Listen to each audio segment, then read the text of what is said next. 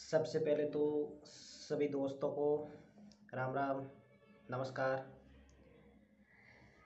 प्रिय साथियों, पिछले कुछ दिनों से राजस्थान के अंदर रीट परीक्षा को लेकर जिस प्रकार की बातें सामने आ रही है, जिस प्रकार से बेरोजगारों के साथ धोखा किया जा रहा है, साथियों 3 साल से बेरोजगार उस भर्ती में चयनित होने के लिए तैयारी करते हैं। और तैयारी किस प्रकार की जाती है वो तो जिस विद्यार्थियों ने, जिन बेरोजगारों ने तैयारी की है वही जानते हैं। परीक्षा होने में लगभग 4 महीने का समय हो गया। 4 महीने के बाद उस समय बातें उठी थी कि पेपर आउट हुआ, लेकिन सरकार ने नहीं माना। अब जब एसओजी जांच की तो बड़े बड़े पर्दाफाश हुआ, बड़े बड़े लोगों का नाम सामने आ रहा है।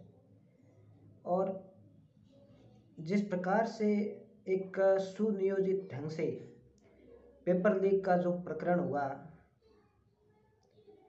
साथियों कहने में तो हम लोकतांत्रिक देश हैं।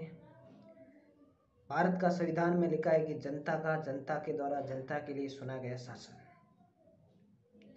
लेकिन जिस प्रकार से सरकार में बैठे लोग गरीब, किसान, मजदूर के बच्चों का गला घोट रहे हैं, जिस प्रकार से भर्तियों के अंदर धांधली हो रही है। आज मैं एक रीट का अभ्यर्थी हूँ और साथियों बहुत दुख हो रहा है। पिछले कुछ समय से समझ नहीं आ रहा है कि आखिर में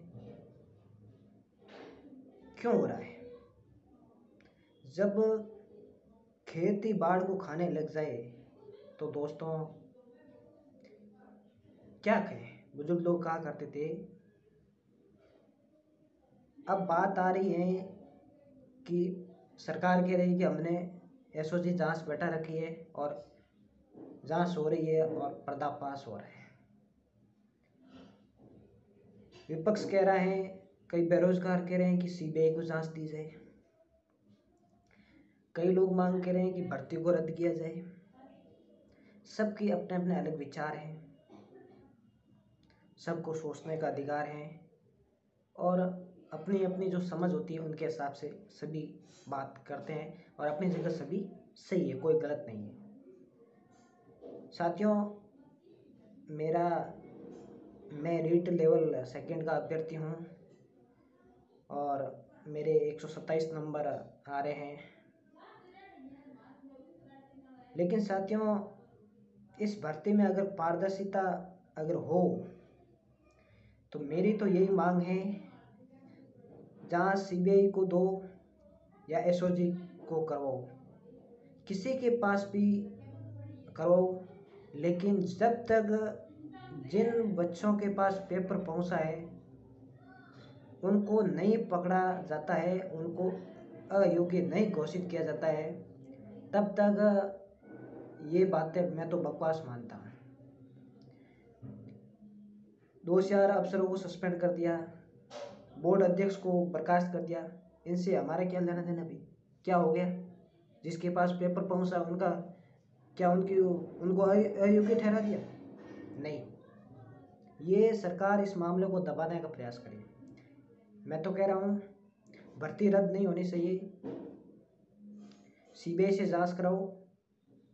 और अगर सीबीआई हो या एसओजी हो, इस बात की पुष्टि करे कि पेपर हजारों लोगों के पास पहुंचा, बड़े स्तर पे ये पेपर पहुंचा, व्यापक स्तर पे पेपर को बेचा गया। तो मैं कह रहा हूं कि इस भर्ती को रद्द करना चाहिए और 50,000 की नई रीट भर्ती होनी चाहिए। साथियों अब कई लोग ये भी कह रहे हैं कि हमने तैयारी की, भर्ती रद्द कैसे होनी चाहिए? भैया तैयारी मैंने भी की, मेरे भी 127 नंबर आ रहे हैं, हो सकता है आपके 130 135 आ रहे होंगे। लेकिन अगर अपन एक की खातिर हजारों बेरोजगारों को बेरोजगारों के साथ धोखा नहीं कर सकते। मेरा सिलेक्शन हो जाएगा, लेकिन मेरा भाई अगर कोई, मेरा मित्र अगर कोई पीछे रह रहा है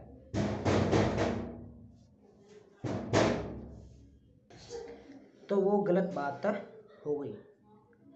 32,000 विद्यार्थियों को नियुक्ति देनी है और उनमें से अगर हजारों विद्यार्थी अयोग्य जो पेपर को खरीदकर इस भर्ती में चयनित हो जाते हैं, तो दोस्तों मैं मानता हूँ कि अपना आने वाला बच्चों का भविष्य क्या होगा।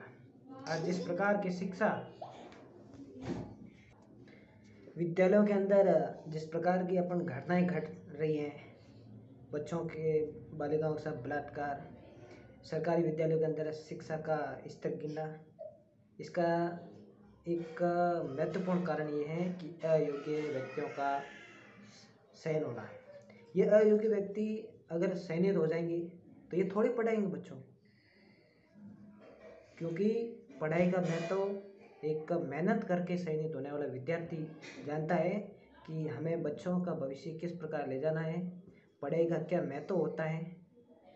साथियों, ये मेरी राय थी, और बाकी भर्ती रद्द होना न होना, चाहे एसओजी करा दो, सीबीआई करा दो, जब तक जिस भी परीक्षार्थी के पास ये पेपर पहुंचा है वह अयोग्य नहीं होंगे, उस तक जांच नहीं पहुंचेगी, तब तक आप और मेरे को कोई फ़ायदा नहीं है। उससे बेहतर है, मैं कह रहा हूँ, ये भर्ती रद्द होनी चाहिए और दोबारा भर्ती होनी चाहिए। तो ये मेरे विचार थे साथियों।